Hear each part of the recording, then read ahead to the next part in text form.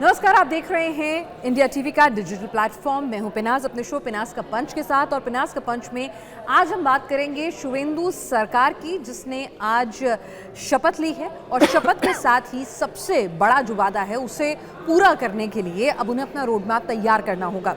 तो आखिर शुवेंदु सरकार सत्ता में तो आ गई है, लेकिन जो उनका सबसे बड़ा कमिटमेंट है कि घुसपैठियों को भगाएंगे, बॉर्डर फेंसिंग होगी, जिसको दोहराया गया था जब विधायक दल का नेता चुना गया तो अमित शाह के संबोधन में भी, शुवेंदु अधिकारी के संबोधन में भी, और आज उनकी जो शपथ ग्रहण समारोह है वो क्या कुछ कह रहा है, क्या कुछ संदेश उन तस्वीरों में छुपा हुआ था, इन तमाम चीज़ों को डिकोड भी करेंगे। हमारे साथ खास मेहमान इस वक्त हैं वरिष्ठ पत्रकार समीर चौगांकर जी। समीर जी, आपका बहुत बहुत स्वागत है। सर, हमारा सबसे पहले जो लोगों के मन में इच्छा है अभी कि भाई जो 2-3 मुख्य बिंदु थे जिसकी वजह से शुवेंदु को चुना गया, बीजेपी को चुना गया, उसमें से एक बड़ा मुद्दा था घुसपैठिए। और ये कमिटमेंट था क्योंकि बार बार जब विपक्ष भी सवाल पूछता था सत्ता पक्ष से, वो कहते थे घुसपैठिए आ कैसे रहे हैं, क्योंकि 10 साल से तो आपकी केंद्र में सरकार है, गृह मंत्रालय का काम होता है। तो बॉर्डर फेंसिंग की बात कही जाती थी, कहा जाता था कि पोरस बॉर्डर है, पश्चिम बंगाल की सरकार ठीक से काम नहीं कर रही है, सपोर्ट नहीं कर रही है। अब तो कोई एक्सक्यूज़ नहीं बचेगा, अब तो रोकने भी आप ही को है और भेजने भी आप ही को है। तो कैसे होगा ये कमिटमेंट पूरा? देखिए, मुझे लगता है सबसे बड़ी चुनौती अब जो केंद्र सरकार के सामने है कि जो घुसपैठिए इस 15 साल में ममता बनर्जी के शासन में और उसके पहले लेफ्ट के 32 साल के शासन में जो बंगाल में बांग्लादेश से घुस गए थे, जिनका वहाँ पर राशन कार्ड बना, जिनका आधार कार्ड बना, जिनके तमाम सरकारी कागजात बंगाल की सरकार में बन गए थे और वो बंगाल के रहवासी बन गए थे, उनको आइडेंटिफाइड करना और उनको वापस बांग्लादेश भेजने की सबसे बड़ी चुनौती होगी। ये बात सही है कि घुसपैठिए केंद्र सरकार देखती है बॉर्डर तो क्यों हुए, तो मुझे लगता है कि 2014 के बाद इसमें निश्चित रूप से कमी आई थी, लेकिन जो पहले घुस चुके थे लाखों की तादाद में, उनको आइडेंटिफाइड करना पूरे देश से, क्योंकि वो आते बांग्लादेश से बंगाल में थे, बंगाल में अपने वो सरकारी दस्तावेज बनाते थे और बंगाल से वो पूरे देश के अंदर चले जाते थे। क्योंकि ये देखने में आया है कि जहाँ भी कोई भी बांग्लादेशी पकड़ाई में जाता था तो उसके जो डॉक्यूमेंट्स रहते थे वो बंगाल के मिलते थे। तो मुझे लगता है कि सबसे बड़ी चुनौती अब भारतीय जनता पार्टी के पास ये होगी कि जो तमाम घुसपैठिए घुसे उन्हें कैसे बाहर किया जाए। अब प्रधानमंत्री मोदी और अमित शाह ने इस बात का जिक्र किया था कि आसाम में हमारी सरकार है और बंगाल में भी हमारी सरकार बन गई है। आसाम में 15 साल से भारतीय जनता पार्टी की सरकार है, तीसरा टर्म शुरू हो गया है, वहाँ पर बंगाल में पहली बार सरकार बनाई है। तो अब मुझे लगता है केंद्र में और प्रदेश में भारतीय जनता पार्टी की सरकार है, तो दोनों जगह सामंजस्य बना रहेगा। क्योंकि जो अमित शाह जी गृह मंत्री रहते हुए कहते थे कि ममता बनर्जी जमीन उपलब्ध नहीं कराती, वहाँ पर घुसपैठियों को रोकने के लिए हम फिनिशिंग नहीं कर पा रहे। मुझे लग रहा है वो काम तेजी से होगा, घुसपैठ रुकेगी और जो घुसकर आ गए थे, जिनका राशन कार्ड बन गए थे, जिनके तमाम सरकारी दस्तावेज बन गए थे, वो आइडेंटिफाइड होंगे। और अमित शाह ने कल इस बात को कहा है कि चुन चुन कर हमको निकालेंगे। तो मुझे लगता है ये उनकी सरकार की प्राथमिकता है, केंद्र सरकार की प्राथमिकता है, प्रधानमंत्री नरेंद्र मोदी और अमित शाह की प्राथमिकता है। और अब मुझे लगता है शुवेंदु अधिकारी जो बार बार पूरे चुनाव अभियान में ये बात को कहते थे कि घुसपैठियों को बंगाल छोड़ना होगा, मुझे लगता है उनकी भी प्राथमिकता में सबसे बड़ा प्रश्न होगा। यानी अब आपके पास कोई एक्सक्यूज भी नहीं बचा है। असम में आपकी सरकार है, पश्चिम बंगाल में आपकी सरकार है, केंद्र में आपकी सरकार है, तो सारा जो लॉजिस्टिक है, जो सिस्टम है, वो आपके फेवर में है और अब आपको डिलीवरेबल्स देने ही होंगे। और सर, डिलीवरेबल्स इसलिए भी देने होंगे कि अभी थोड़े दिनों में आपके पंचायत चुनाव भी होने हैं पश्चिम बंगाल में और म्यूनिसिपल चुनाव भी होने हैं। और ऐसा नहीं है कि दीदी वापसी की कोशिश नहीं करेंगे, कम बैक की कोशिश नहीं करेंगे। जब थंपिंग मेजॉरिटी आपको दी जाती है ना, तो फिर आपसे एक्सपेक्टेशंस भी ज़्यादा होती हैं और आप क्विक रिजल्ट्स चाहते हैं कि भाई फटाफट हो। लेकिन घुसपैठियों को निकालने का काम क्या फटाफट वाकई में हो सकता है? क्योंकि इसमें मामला एक दूसरे देश का भी, हम देखते हैं कि अमेरिका ने भी कहा था हम डिपोर्ट करेंगे, लेकिन एक पोजिशनिंग के लिए 25 लोग, 30 लोग, 100 लोग डिपोर्ट करना और लाखों लोगों को डिपोर्ट करना, ये अपने आप में बड़ा चुनौतीपूर्ण काम होगा। निश्चित रूप से कोई ओवरनाइट होने वाली प्रोसेस नहीं है, इसमें लंबा समय लगता है। तमाम घुसपैठियों को उनको आइडेंटिफाइड करना, उनको डॉक्यूमेंट्स जब्त करना, उनको कैंसिल करना, बांग्लादेश वापस भेजने के लिए तैयारी करना, बांग्लादेश सरकार को बताना, हाँ। इसमें तमाम लगता है उनको इस प्रोसेस में लंबा वक्त लगेगा। लेकिन मुझे लगता है कि जब अब इतना बड़ा मैंडेट मिला है और जब इच्छा शक्ति है प्रधानमंत्री नरेंद्र मोदी और अमित शाह की, केंद्र सरकार की, कि घुसपैठियों को बाहर करना है, तो थोड़ा समय लगेगा। लेकिन मुझे लगता है कि अगले जो विधानसभा चुनाव होंगे तब तक काफ़ी इसमें हमको प्रगति देखने को मिलेगी और काफ़ी घुसपैठिए बंगाल से कम होंगे। और सबसे बड़ी चिंता भारतीय जनता पार्टी के पास नगर निगम के चुनाव नहीं होंगे, नगर निकाय के। सबसे बड़ी चिंता 3 साल बाद लोकसभा चुनाव 2029 का होगा और बंगाल से इतनी 42 लोकसभा सीटें आती हैं। जिस तरीके से ममता बनर्जी 29 लोकसभा सीटें जीती थी और भारतीय जनता पार्टी को सिर्फ 12 लोकसभा सीटें मिली थी बंगाल से 2024 के लोकसभा चुनाव में, तो भारतीय जनता पार्टी की कोशिश होगी कि जनता को इतना डिलीवर किया जाए कि जो मैंडेट अभी 2026 के विधानसभा चुनाव में बंगाल की जनता ने भारतीय जनता पार्टी को दिया है, वही मैंडेट 2029 के लोकसभा चुनाव में भारतीय जनता पार्टी को मिले और भारतीय जनता पार्टी बंगाल की ज़्यादा से ज़्यादा लोकसभा सीटें जीते। तो मुझे लग रहा है भारतीय जनता पार्टी उस दिशा में काम कराएगी। देखिए, नगर निगम के चुनाव थोड़े अलग तरीके से होते हैं, स्थानीय स्तर पर होते हैं, वहाँ अलग तरह के सिंडिकेट काम करता है। तो भारतीय जनता पार्टी की कोशिश होगी कि वहाँ पर भी जीते।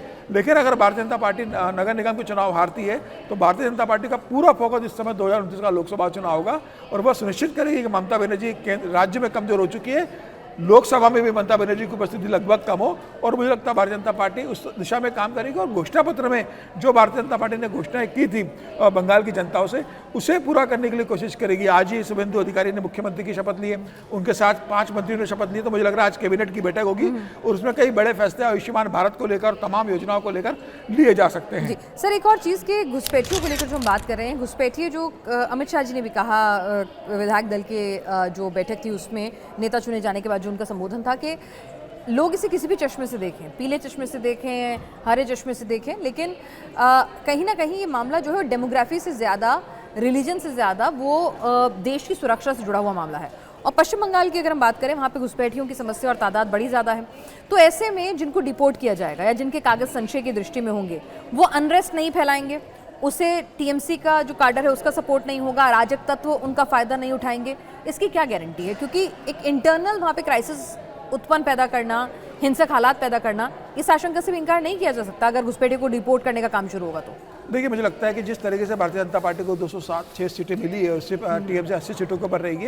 ऐसे स्थिति में प्रशासन आपके पास है, केंद्र सरकार आपके साथ है, राज्य सरकार आपके पास है और आपके पास प्रचंड बहुमत है। ऐसे में अमित शाह जी ने जो कहा था कि डिटेक्ट, डिलीट और डिपोर्ट करेंगे हम, पहले उन्हें डिटेक्ट करेंगे, उसके बाद डिलीट करना, उसके बाद डिपोर्ट करना। तो मुझे लग रहा है वो प्रोसेस शुरू होगी और एसआईआर के माध्यम से मुझे लगता है कि केंद्र सरकार के पास इस बात का आंकड़ा काफ़ी उपलब्ध होगा कि कितने लोग हैं जो घुसपैठियों के माध्यम से आज इनके डॉक्यूमेंट्स नहीं है, जो वोटर्स नहीं बन पाए। तो मुझे लग रहा है कि अब मुझे लगता है केंद्र सरकार इसमें तेज़ी से काम करेगी और हो सकता है कि इसके लिए कोई अलग से एक विभाग बना दिया जाए, मुझे लगता है, या कोई आयोग बना दिया जाए जो इसके ऊपर काम करे। निश्चित रूप से प्रधानमंत्री मोदी और अमित शाह की जो इच्छा शक्ति और जिस तरीके से बार बार उन्होंने घुसपैठियों का जिक्र किया है, तो ये मैंडेट एक बड़ा उस बात के लिए भी है कि बंगाल की जनता चाहती है कि जो घुसपैठी आ गए और जिन्होंने आकर उनके साधन संसाधन और सुविधा पर, बांग्लादेशियों के साधन संसाधन और सुविधा पर बंगाल के लोगों पर कब्जा किया है, ऐसे बांग्लादेशियों को आइडेंटिफाइड कर राज्य सरकार वापस भेजे। तो मुझे लग रहा है कि ये मैंडेट उसी दिशा में है और केंद्र सरकार और राज्य सरकार मिलकर उसे इम्प्लीमेंट करेगी। सर, ये आपने ठीक कहा, लेकिन कई बार ऐसा होता है कि सरकार, बांग्लादेश की सरकार भी इसमें इन्वॉल्व है। ऐसा नहीं है ना कि सिर्फ आपने आइडेंटिफाई कर लिया, आपने जीरो इन कर लिया और आपने कहा जी ले लो, वो भी तो लेने के लिए इच्छुक होने चाहिए। अब जैसे कल ऐसे ही एक बातचीत चल रही थी सूत्रों के वाले से, भाई कुछ लोग कह रहे हैं कि ज़रूरी नहीं है कि फ़ोटो अप करा के दिखा के गाजे बाजे के साथ ही काम किया जाए। ठीक है, कुछ फ़ोटो अप में होगा और कुछ पीछे से बैकडोर जैसे आए थे वैसे ही भेजे जाएंगे। नहीं, मुझे लगता है कि वो जिस तरीके से आया था, जो हेमंत विश्व शर्मा का आया था कि भाई बाउंड्री पे धक्का दे देंगे, उनको वहाँ भेज देंगे, जैसे आए थे वैसे भेज देंगे, ये संभव नहीं है। ये 2, 5, 10 लोगों के लिए आप किया जा सकता है, लेकिन ये वैसे भी गैरकानूनी होता है।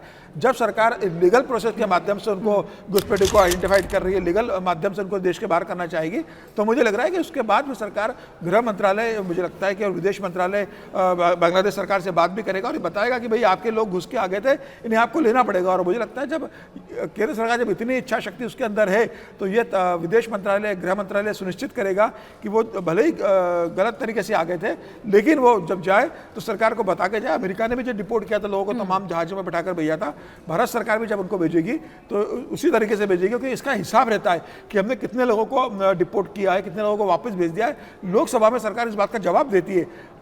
जिस तरीके से घुसपैठ करके आते हैं और वैसे ही आपने धक्का देकर भेज दोगे तो इसका हिसाब सरकार रखती नहीं है। तो मुझे लग रहा है सरकार उनको लीगल तरीके से वापस भेजेगी। बिल्कुल, जो नाम डिलीट हुए हैं, जो लोग भाई इस दुनिया में नहीं रहे, जिनका डबल वोट था, जो वहाँ से पलायन कर गए, वो तमाम तो वोटर्स अपनी जगह थे, लेकिन एक बड़ी तादाद, एक बड़ा नंबर ऐसे लोगों का भी है जो हिंदुस्तान में रह रहे हैं लेकिन उनके पास सही डॉक्यूमेंट्स नहीं वो साबित कर पाए थे। उनके पास और वक्त होगा, ज़रूरी नहीं है कि आपका वोट कट गया है तो उसका मतलब भारत के नागरिक नहीं है। अभी भी आपके पास तमाम कानूनी विकल्प जो हैं वो खुले हुए हैं, लेकिन अगर आपके पास तमाम विकल्प आपके एग्जॉस्ट हो जाते हैं और अपने आप को नहीं साबित कर पाते हैं हिंदुस्तान का नागरिक, तो जाहिर सी बात है आप किसी और मुल्क के नागरिक हैं और आपको डिपोर्ट होना होगा। लेकिन सर, ये प्रोसेस ऐसा नहीं है बांग्लादेशी कल आ गए परसों आ गए, अब तो कई ऐसी भी जनरेशन है जिनके बच्चे यहीं पैदा हुए हैं, बिल्कुल, है ना, तो बाय बर्थ वो तो हिंदुस्तान के नागरिक भी हैं। तो ऐसे आइडेंटिफिकेशन कैसे होगी, कितना मुश्किल ये प्रोसेस होगा, कितना फुल प्रूफ होगा, ये अपने आप में एक चुनौतीपूर्ण काम है। और जाहिर सी बात है उन्हें समाज का भी एक सपोर्ट सिस्टम मिल जाएगा ना, क्योंकि वो हम ही में रच बस चुके हैं, अब तक तो हमारा ही हिस्सा हो चुके हैं।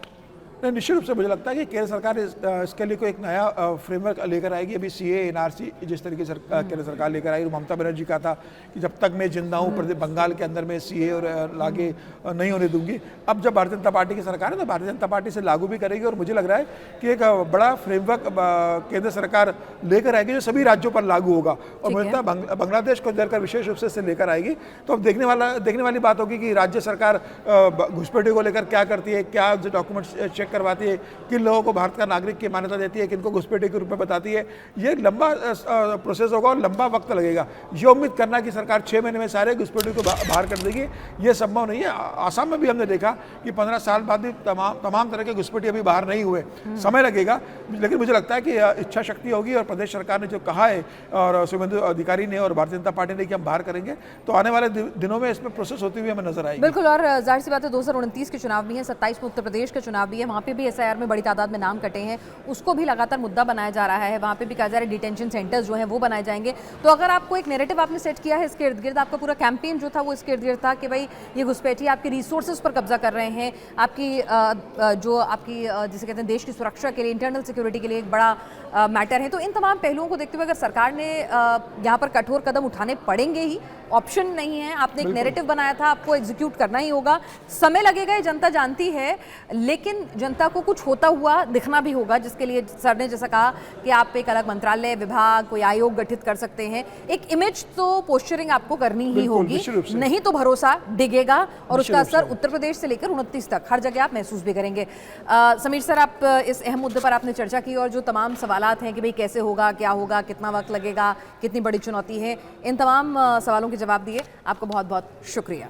तो आज के लिए बस इतना ही। हमारे शो को आप लाइक करना, हमारे चैनल को सब्सक्राइब करना बिल्कुल ना भूलें।